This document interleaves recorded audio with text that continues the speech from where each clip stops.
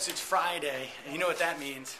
It means it's time for me to open up Sammy's mailbag, and I've got to do it quickly because I've also got my job as a professional dog walker I've got to get to as well.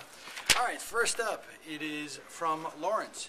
Hi, Sam. What's the status of the FBI's Norm Coleman investigation? Any updates? I'm glad you asked, Lawrence, because not only has Norm, of course, lost the Senate seat, he thinks he's going to run for governor, but then he just did a poll and he found out that he's not going to. His best option right now is to go to prison. And as of, I think, yesterday, the Star Tribune reported, I got this via Josh Orton, old reporter from, old producer of Majority Report, that investigation of the FBI, remember it was about this guy Naz Kezming or something like that. He was a major donor to Coleman and filtered money to Coleman via his wife's job, Coleman's wife's job. So FBI is still investigating Norm, so we may not have seen the last of him.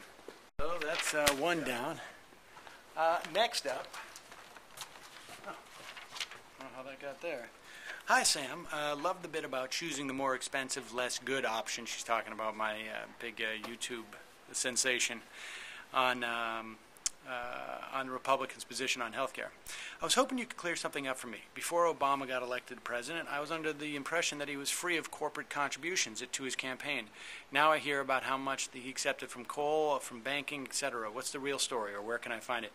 Well, during his campaign, I think what he said that he wouldn't take money from national corporate, lobbyists, but he was taking corporate contributions. Percentage of his campaign, I think it was probably less than most because he got a lot of online contributions from individuals. But no, there is no president who runs for office without taking corporate money, unfortunately. And you suggest having a shortened election cycle. I don't think that can be mandated. I think the best that we can hope for is some type of public financing that'll cut down on the amount of money that's spent during these elections. TV's never going to report it because you know what TV's number one advertiser is? Political campaigns.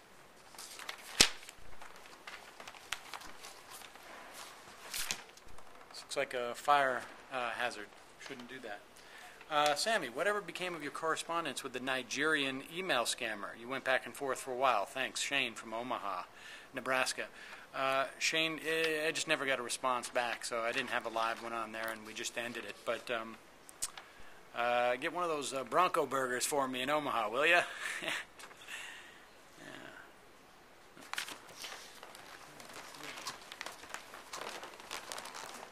I know I got another email around here somewhere. Dude, it's mine. Unbelievable. Dear Sam, I'm confused. Dado or Rabbet?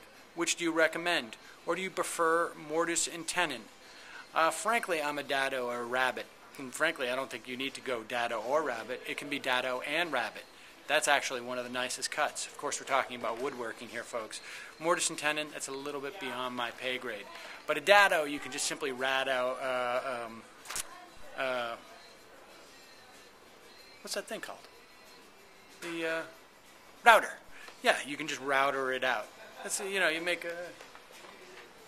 Well, we don't have anything in here that's made out of wood. Everything's made out of plastic here.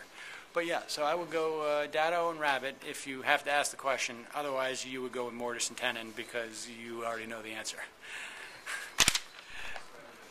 Magic. Huh.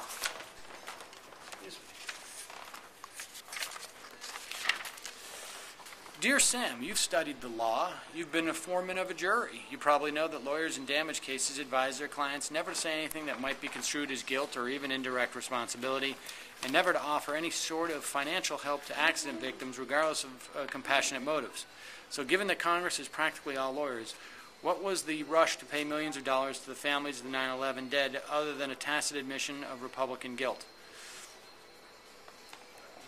I don't know. I don't know that paying money is an admission of guilt. It's just that it can be used in a court of law against you. And I think actually they had all those families sign documents saying that they're not going to sue. I think it was for the protection of the airline industry. I'm not sure.